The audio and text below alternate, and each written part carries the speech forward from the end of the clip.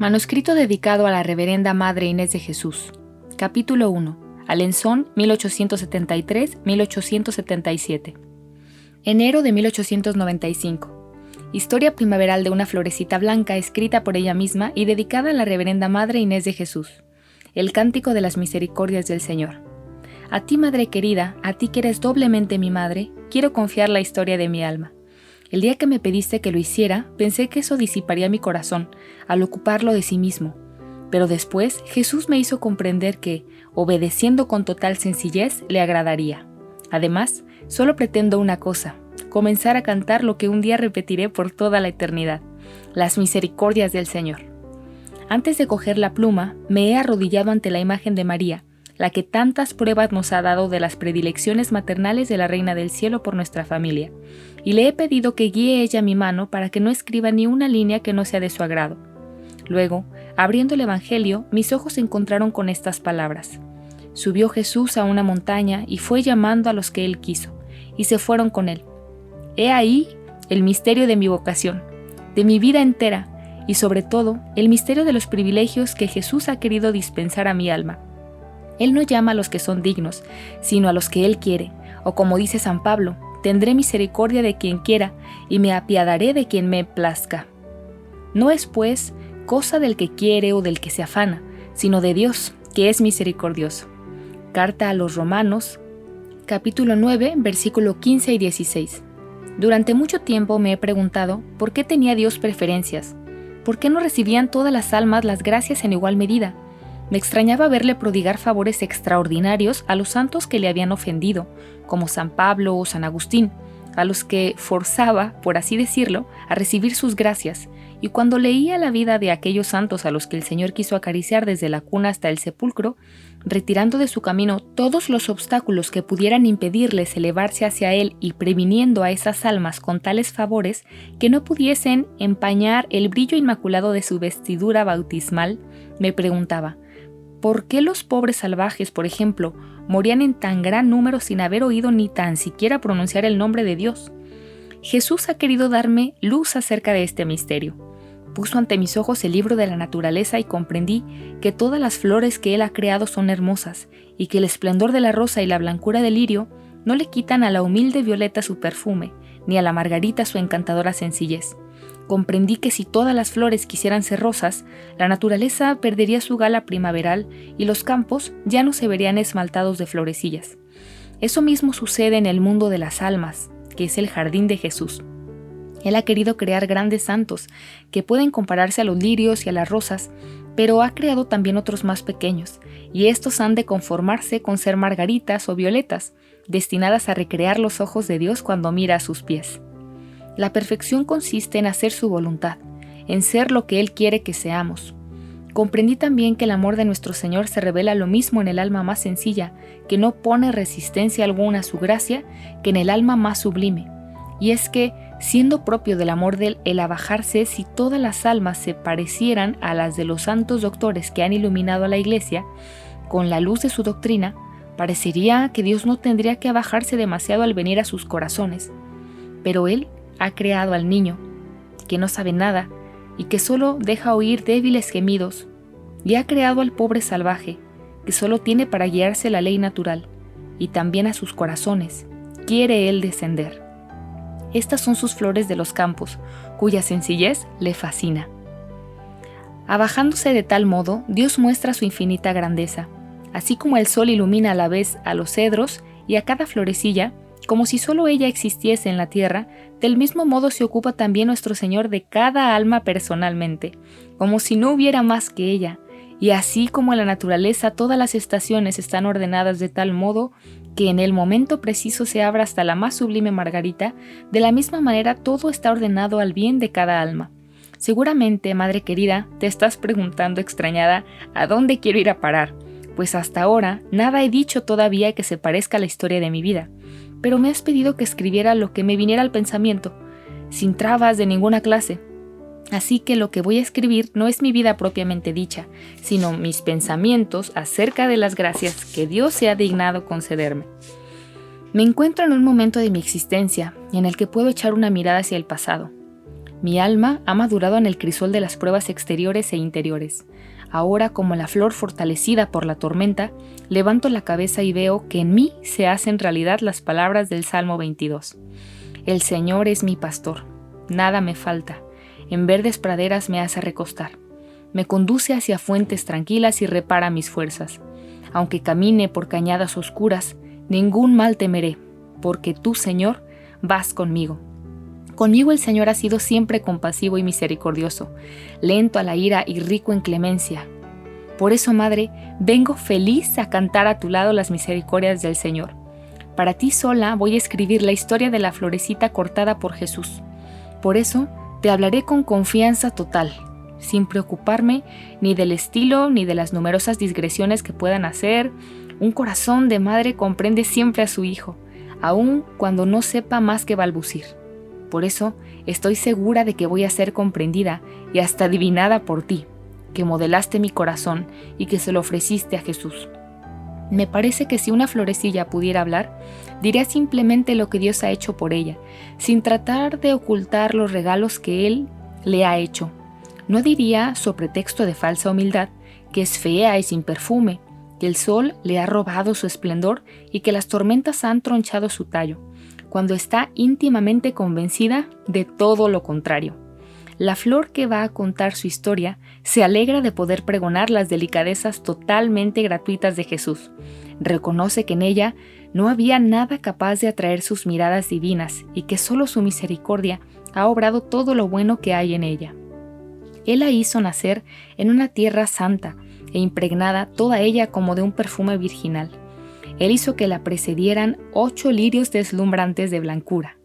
Él en su amor quiso preservar a su florecita del aliento envenenado del mundo, y apenas empezaba a entreabrirse su corola, este divino Salvador la trasplantó a la montaña del Carmelo, donde los 2 lirios que la habían rodeado de cariño y acunado dulcemente en la primavera de su vida, expandían ya su suave perfume. 7 años han pasado desde que la florecilla echó raíces en el jardín del esposo de las vírgenes, y ahora 3 lirios, contándola a ella, cimbrean allí sus corolas perfumadas. Un poco más lejos, otro lirio se está abriendo bajo la mirada de Jesús. Y los 2 tallos benditos de los que brotaron estas flores están ya reunidos para siempre en la patria celestial. Allí se han encontrado con los otros 4 lirios que no llegaron a abrir sus corolas en la tierra. Ojalá Jesús tenga bien no dejar por mucho tiempo en tierra extraña a las flores que aún quedan en el destierro. Ojalá que pronto el ramo de lirio se vea completo en el cielo. Rodeada de amor. Acabo, Madre, de resumir en pocas palabras lo que Dios ha hecho por mí. Ahora voy a entrar en los detalles de mi vida de niña. Sé muy bien que donde cualquier otro no vería más que un relato aburrido, tu corazón de madre encontrará verdaderas delicias. Además, los recuerdos que voy a evocar son también tuyos, pues a tu lado fue transcurriendo mi niñez, y tengo la dicha de haber tenido unos padres incomparables, que nos rodearon de los mismos cuidados y del mismo cariño, que ellos bendigan a la más pequeña de sus hijas y le ayuden a cantar las misericordias del Señor. En la historia de mi alma, hasta mi entrada en el Carmelo, distingo 3 periodos bien definidos. El primero, a pesar de su corta duración, no es el menos fecundo en recuerdos. Se extiende desde el despertar de mi razón hasta la partida de nuestra Madre querida para la patria del cielo. Dios me concedió la gracia de despertar mi inteligencia en muy temprana edad y de que los recuerdos de mi infancia se grabasen tan profundamente en mi memoria que me parece que las cosas que voy a contar ocurrieron ayer. Seguramente que Jesús en su amor quería hacerme conocer a la Madre incomparable que me había dado y que su mano divina tenía prisa por coronar en el cielo. Durante toda mi vida, Dios ha querido rodearme de amor. Mis primeros recuerdos están impregnados de las más tiernas sonrisas y caricias. Pero si Él puso mucho amor a mi lado, también lo puso en mi corazón, creándolo cariñoso y sensible. Y así quería mucho a papá y a mamá, y les demostraba de 1000 maneras mi cariño, pues era muy efusiva. Solo que los medios que empleaba a veces eran raros, como lo demuestra este pasaje de una carta de mamá. La niña es un verdadero diablillo, que viene a acariciarme deseándome la muerte. ¿Cómo me gustaría que te murieras, mamaita? La riñen y me dice, pero si es para que vayas al cielo. ¿no dices que tenemos que morirnos para ir allá? Y cuando está con estos arrebatos de amor, desea también la muerte a su padre. Y mira lo que el 25 de junio de 1874, cuando yo tenía apenas 18 meses, decía mamá de mí: tu padre acaba de instalar un columpio. Celina está loca de contenta, pero hay que ver columpiarse a la pequeña. Es de risa, se sostiene como una jovencita. No hay peligro de que suelte la cuerda, y cuando va demasiado despacio, se pone a gritar. La sujetamos por delante con otra cuerda, pero a pesar de todo, yo no me siento tranquila cuando la veo colgada allá arriba. Últimamente me ocurrió una curiosa aventura con la pequeña. Tengo costumbre de ir a la misa de 5:30. Los primeros días no me atreví a dejarla sola, pero al ver que nunca se despertaba, me decidí a hacerlo. La acuesto en mi cama y arrimo la cuna de manera que sea imposible que se caiga. Pero un día me olvidé de acercar la cuna. Llego y la pequeña ya no estaba en la cama. En ese mismo momento escuché un grito. Miro y la veo sentada en una silla que había frente a la cabecera de mi cama, con la cabecita apoyada en el respaldo y durmiendo un mal sueño, pues estaba enfadada. No puedo explicarme cómo pudo caer sentada en aquella silla, pues estaba acostada. Di gracias a Dios de que no le hubiera pasado nada. Fue realmente providencial, pues debería haber caído rodando al suelo. El ángel de la guarda ha velado por ella, y las almas del purgatorio, a las que todos los días rezo una oración por la pequeña, la protegieron. Así me explico yo lo sucedido. Tú explícatelo como quieras. Al final de la carta, mamá añadía: ahora la niña ha venido a pasarme la manita por la cara y a darme un beso. Esta criatura no quiere dejarme ni un instante, y no se aparta de mi lado. Le gusta mucho salir al jardín, pero si yo no estoy allí, no quiere quedarse y se echa a llorar. Y no para de hacerlo hasta que me la traen. Y este es un pasaje de otra carta. Teresita me preguntaba el otro día si iría al cielo. Yo le dije que sí, si se portaba bien, y me contestó: ya, y si no soy buena, iré al infierno, pero sé muy bien lo que haré en ese caso. Me echaré a volar contigo, que estarás en el cielo, y cómo se las arreglará Dios para cogerme, tú me apretarás muy fuertemente entre tus brazos. Y leí en sus ojos que estaba firmemente convencida de que Dios no podría hacerle nada mientras estuviese en brazos de su madre. María quiere mucho a su hermanita y dice que es muy buena. No es extraño, pues esta criatura tiene miedo a darle el menor disgusto. Ayer quise darle una rosa, pues sé que le gustan mucho, pero se puso a suplicarme que no la cortase, porque María se lo había prohibido. Estaba excitadísima. No obstante, le di 2 y no se atrevía a aparecer por casa. En vano le decía que las rosas eran mías, que no, decía ella, que son de María. Es una niña que se emociona con gran facilidad.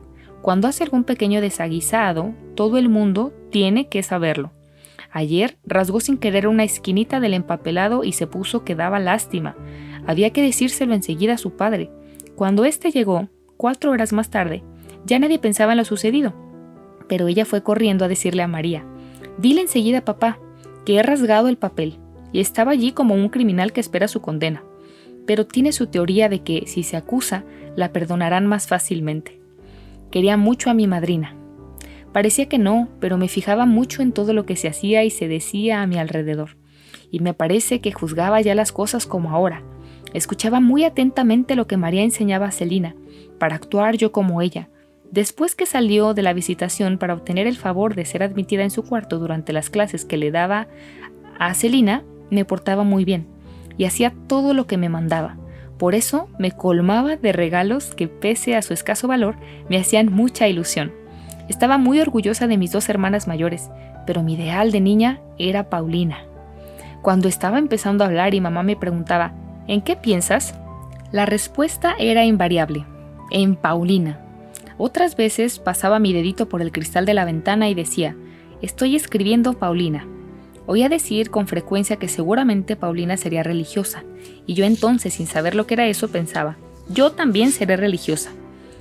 Es este uno de mis primeros recuerdos y desde entonces ya nunca cambié de intención. Fuiste tú, madre querida, la persona que Jesús escogió para desposarme con él. Tú no estabas entonces a mi lado, pero ya se había creado un lazo entre nuestras almas. Tú eras mi ideal, yo quería parecerme a ti. y tu ejemplo fue lo que me arrastró hacia el esposo de las vírgenes. Cuántos hermosos pensamientos quisiera confiarte, pero tengo que continuar con la historia de la florecilla, con su historia completa y general, pues si quisiera hablar detalladamente de sus relaciones con Paulina, tendría que dejar de lado todo lo demás. Mi querida Leonia ocupaba también un lugar importante en mi corazón. Me quería mucho. Por las tardes, cuando toda la familia salía a dar un paseo, era ella quien me cuidaba.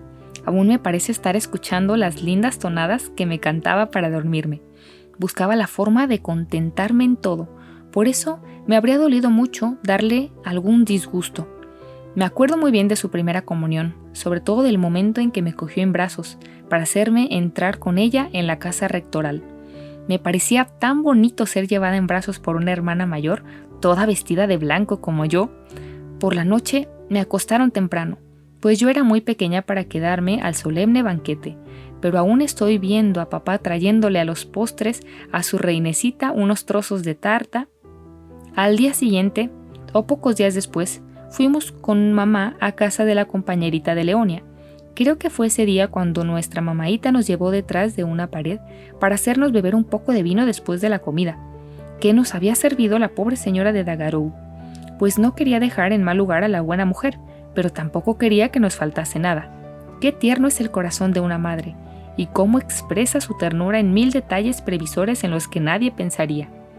Ahora me falta hablar de mi querida Celina, la compañerita de mi infancia, pero son tantos los recuerdos que no sé cuáles elegir. Voy a extraer algunos pasajes de las cartas que mamá te escribía a la visitación, pero no voy a copiarlo todo, pues sería demasiado largo. El 10 de julio de 1873, año de mi nacimiento, te decía: la nodriza trajo el jueves a Teresita. Se pasó todo el tiempo riendo. La que más le gustó fue la pequeña Celina. Se reía con ella a carcajadas. Se diría que ya tiene ganas de jugar. No tardará en hacerlo. Se sostiene sobre las piernecitas más tiesa que una estaca. Creo que pronto empezará a andar y que tendrá buen carácter.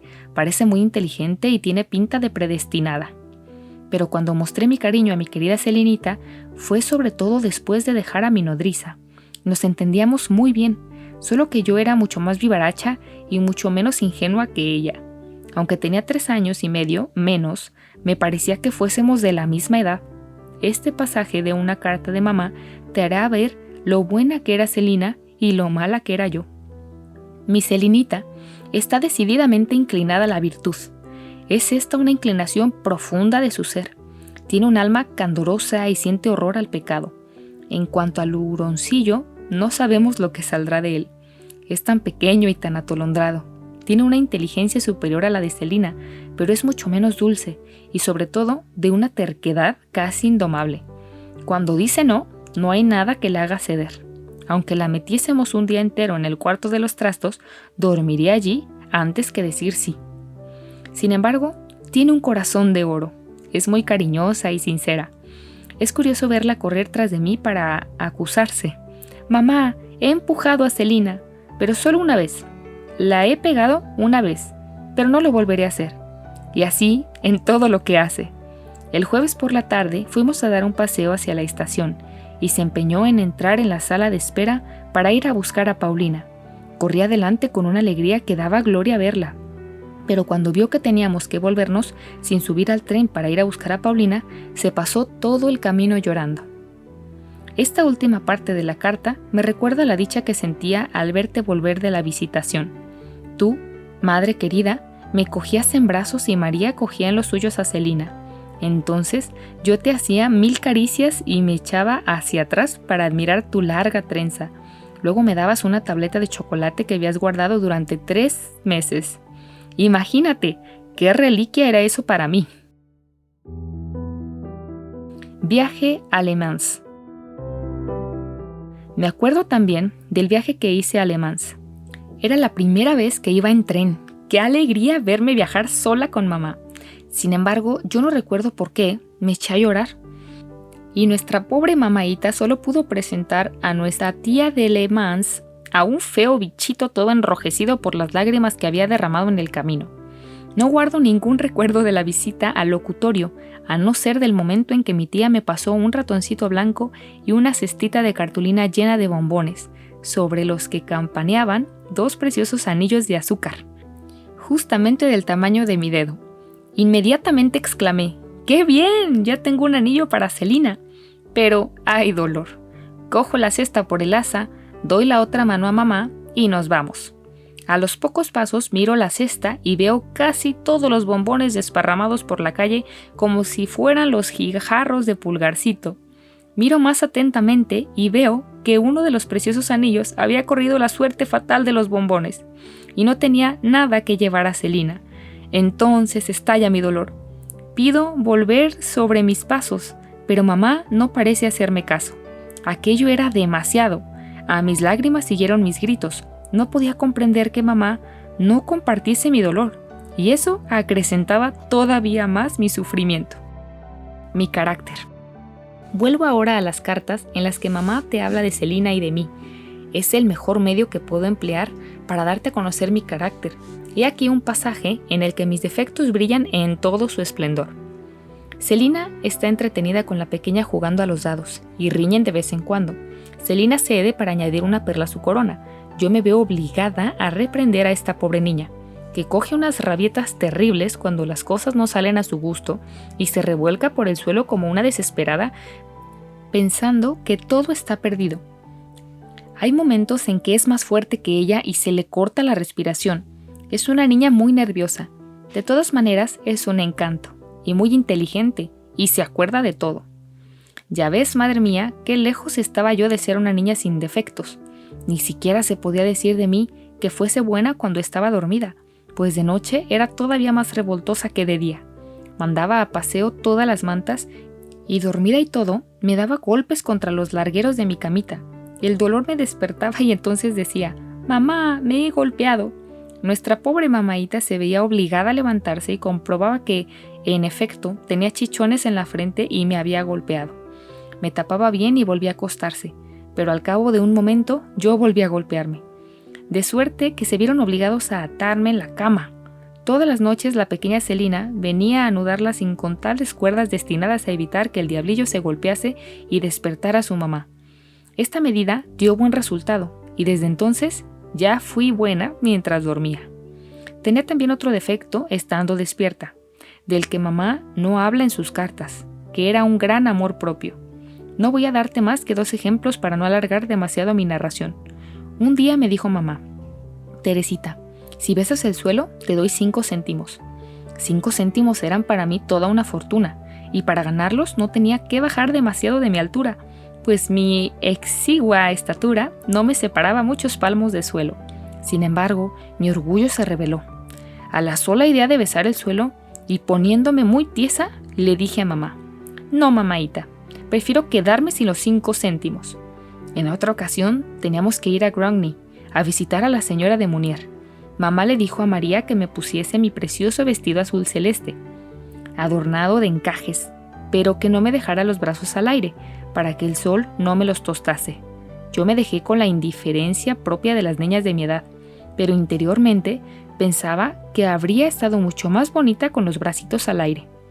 Con una forma de ser como la mía, si hubiera sido educada por unos padres sin virtud, o incluso si hubiese sido mimada por Luisa como Celina, habría salido muy mala, y tal vez hasta me habría perdido.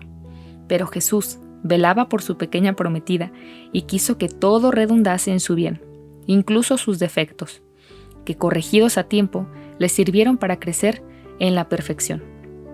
Como tenía amor propio y también amor al bien, en cuanto empecé a pensar seriamente, y lo hice desde muy pequeña, bastaba que me dijeran que algo no estaba bien para que se me quitasen las ganas de hacérmelo repetir 2 veces. Veo con agrado que en las cartas de mamá, a medida que iba creciendo, le daba mayores alegrías. Como no tenía más que buenos ejemplos a mi alrededor, quería seguirlos como la cosa más natural del mundo. Esto es lo que escribía en 1876. Hasta Teresa quiere ponerse a veces a hacer prácticas. Es una niña encantadora, más lista que el hambre, muy vivaracha, pero de corazón sensible. Celina y ella se quieren mucho. Se bastan solas para entretenerse. Todos los días, en cuanto acaban de comer, Celina va a buscar su gallo y atrapa al primer golpe la gallina de Teresa. Yo no consigo hacerlo, pero ella es tan hábil que la coge a la primera.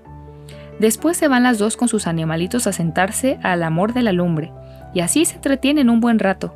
La gallina y el gallo me los había regalado Rosita, y yo le di el gallo a Celina.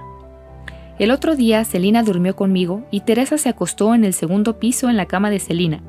Había pedido a Luisa que la bajase abajo para vestirla, y cuando Luisa subió a buscarla, encontró la cama vacía. Teresa había oído a Celina y había bajado con ella. Luisa le dijo: «¿O sea que no quieres bajar a vestirte?» «No, Luisa, no. Nosotras somos como las dos gallinitas, que no pueden separarse».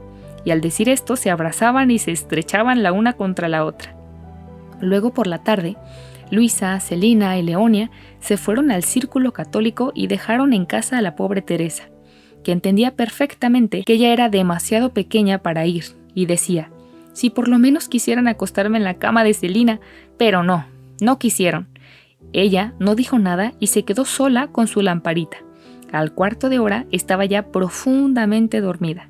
Otro día mamá escribía también: «Celina y Teresa son inseparables. No es fácil ver a dos niñas que se quieran tanto. Cuando María viene a buscar a Celina para la clase, la pobre Teresa se queda hecha un mar de lágrimas. Ay, ¿qué va a ser de ella si se va su amiguita?». María se compadece y se la lleva también, y la pobre criatura se pasa 2 o 3 horas sentada en una silla. Le dan unas cuentas para que las ensarte o algún trapo para qué cosa. No se atreva a rebullir y lanza con frecuencia profundos suspiros. Cuando se la desenhebra la aguja, intenta volver a enhebrarla y es curioso verla, cuando no lo consigue y sin atreverse a molestar a María. Pronto se ven 2 gruesas lágrimas correr por sus mejillas. María la consuela inmediatamente y le vuelve a enhebrar la aguja, y el pobre angelito sonríe a través de sus lágrimas. Recuerdo en efecto que no podía vivir sin Celina y que prefería levantarme de la mesa sin terminar el postre a no irme tras ella. En cuanto se levantaba me volvía en mi silla alta, pidiendo que me bajasen, y nos íbamos las 2 juntas a jugar. A veces nos íbamos con la hija del gobernador, lo cual me gustaba mucho a causa del parque y de los preciosos juguetes que nos enseñaba, pero más que nada iba allí por complacer a Celina, ya que prefería quedarme en nuestro jardincito raspando las tapias, pues quitábamos todas las brillantes lentejuelas que había en ellas y luego íbamos a vendérsela a papá, que nos las compraba muy serio. Los domingos, como yo era muy pequeña para ir a las funciones religiosas, mamá se quedaba a cuidarme. Yo me portaba muy bien y andaba de puntillas mientras duraba la misa. Pero en cuanto veía abrirse la puerta, se producía una explosión de alegría sin igual. Me precipitaba al encuentro de mi preciosa hermanita, que llegaba adornada como una capilla, y le decía: «Celina, dame enseguida pan bendito». A veces no lo traía porque había llegado demasiado tarde. ¿Qué hacer entonces? Yo no podía pasarme sin él. Era mi misa. Pronto encontré la solución. ¿No tienes pan bendito? Pues hazlo. Dicho y hecho. Celina cogía una silla, abría la alacena, cogía el pan, cortaba una rebanada y rezaba muy seria un Ave María sobre él. Luego me lo ofrecía, y yo, después de hacer con él la señal de la cruz, lo comía con gran devoción, encontrándole exactamente el mismo gusto que el del pan bendito. Con frecuencia hacíamos juntas conferencias espirituales. He aquí un ejemplo que entresaco de las cartas de mamá. Nuestras 2 queridas pequeñas, Celina y Teresa, son ángeles de bendición. Tienen una naturaleza verdaderamente angelical. Teresa constituye la alegría y la felicidad de María, y su gloria. Es increíble lo orgullosa que está de ella. La verdad es que tiene salidas de lo más sorprendentes para su edad, y le da 100 vueltas a Celina, que tiene el doble de años. El otro día Celina: «¿Cómo puede estar Dios en una hostia tan pequeña?». Y la pequeña contestó: «Pues no es tan extraño, porque Dios es todopoderoso». ¿Y qué quiere decir todopoderoso? Pues que hace todo lo que quiere. Yo lo escojo todo. Un día, Leonia, creyéndose ya demasiado mayor para jugar a las muñecas, vino a nuestro encuentro con una cesta llena de vestiditos y de preciosos retazos para hacer más. Encima de todo, venía acostada su muñeca. «Tomad, hermanitas», nos dijo, «escoged, os lo doy todo para vosotras». Celina alargó la mano y cogió un mazo de orlas de colores que le gustaba. Tras un momento de reflexión, yo alargué a mi vez la mano diciendo: «Yo lo escojo todo», y cogí la cesta sin más ceremonias. A los testigos de la escena la cosa les pareció muy justa, y ni la misma Celina se le ocurrió quejarse, aunque la verdad es que juguetes no le faltaban, pues su padrino la colmaba de regalos y Luisa encontraba la forma de agenciarle todo lo que deseaba. Este insignificante episodio de mi infancia es el resumen de toda mi vida. Más tarde, cuando se ofreció ante mis ojos el horizonte de la perfección, comprendí que para ser santa había que sufrir mucho, buscar siempre lo más perfecto y olvidarse de sí misma. Comprendí que en la perfección había muchos grados y que cada alma era libre de responder a las invitaciones del Señor y de hacer poco o mucho por Él, en una palabra, de escoger entre los sacrificios que Él nos pide. Entonces, como en los días de mi niñez, exclamé: Dios mío, yo lo escojo todo. No quiero ser santa a medias, no me asusta sufrir por ti, solo me asusta una cosa: conservar mi voluntad. Tómala pues, yo escojo todo, lo que tú quieres. Pero tengo que cortar, no debo adelantarme todavía a hablar de mi juventud, sino de aquel diablillo de 4 años. Recuerdo un sueño que debí tener por esa edad, y que se me grabó profundamente en la imaginación. Una noche soñé que salía a dar un paseo, yo sola por el jardín. Al llegar al pie de la escalera que tenía que subir para llegar a él, me paré sobrecogida de espanto. Delante de mí, cerca del emparrado, había un bidón de cal y sobre el bidón estaban bailando 2 horribles diablillos con una agilidad asombrosa, a pesar de las planchas que llevaban en los pies. De repente, fijaron en mí sus ojos encendidos, y luego, en ese mismo momento, como si estuvieran todavía más asustados que yo, saltaron del bidón al suelo y fueron a esconderse en la ropería, que estaba allí enfrente. Al ver que eran tan poco valientes, quise saber lo que iban a hacer, y me acerqué a la ventana. Allí estaban los pobres diablillos corriendo por encima de las mesas y sin saber qué hacer para huir de mi mirada. A veces se acercaban a la ventana, mirando nerviosos si yo seguía allí, y al verme, volvían a echar a correr como desesperados. Seguramente este sueño no tiene nada de extraordinario, sin embargo, creo que Dios ha querido que lo recuerde siempre para hacerme ver que un alma en estado de gracia no tiene nada que temer de los demonios, que son unos cobardes, capaces de huir ante la mirada de un niño. Voy a copiar aquí otro pasaje que encuentro en las cartas de mamá. Nuestra pobre mamaíta presentía ya el final de su destierro. Las 2 pequeñas no me preocupan, están muy bien las 2, son naturalezas privilegiadas, sin duda alguna serán buenas. María y tú podréis educarlas perfectamente. Celina no comete nunca la menor falta voluntaria, también la pequeña será buena. No diría una mentira ni por todo el oro del mundo, tiene una agudeza como no la he visto en ninguna de vosotras. El otro día estaba en la tienda con Celina y con Luisa. Hablaba de sus prácticas y discutía animadamente con Celina. La señora le preguntó a Luisa: ¿qué es lo que quiere decir? Cuando juega en el jardín no se oye hablar más que de prácticas. La señora de Gaucherín se asoma a la ventana para tratar de entender qué significa esa discusión sobre las prácticas. Esta criatura constituye nuestra felicidad. Será buena. Se le ve ya el germen. No sabe hablar más que de Dios, y por nada del mundo dejaría de rezar sus oraciones. Me gustaría que las vieras contar cuentos. No he visto nunca cosa más graciosa. Encuentra ella solita la expresión y el tono apropiados, sobre todo cuando dice: «Niño de rubios cabellos, ¿dónde crees que está Dios?». Y cuando llega aquello de «allá arriba, en lo alto del cielo azul», dirige la mirada hacia lo alto con una expresión angelical. No nos cansamos de hacérselo repetir. Resulta tan hermoso. Hay algo tan celestial en su mirada que uno se queda extasiado. Madre mía querida, qué feliz era yo a esa edad. Empezaba ya a gozar de la vida. Se me hacía atractiva la virtud y creo que me hallaba en las mismas disposiciones que hoy, con un gran dominio ya sobre mis actos. ¡Ay, qué rápidos pasaron los años soleados de mi niñez! Pero también qué huella tan dulce dejaron en mi alma. Recuerdo ilusionada los días en que papá nos llevaba al pabellón. Hasta los más pequeños detalles se me grabaron en el corazón. Recuerdo sobre todo los paseos del domingo, en los que siempre nos acompañaba mamá. Aún siento en mi interior las profundas y poéticas impresiones que nacían en mi alma, a la vista de los campos de trigo esmaltados de acianos y de flores silvestres. Me gustaban ya los amplios horizontes, el espacio y los gigantescos abetos, cuyas ramas tocaban el suelo. dejaban en mi alma una impresión parecida a la que siento hoy todavía a la vista de la naturaleza.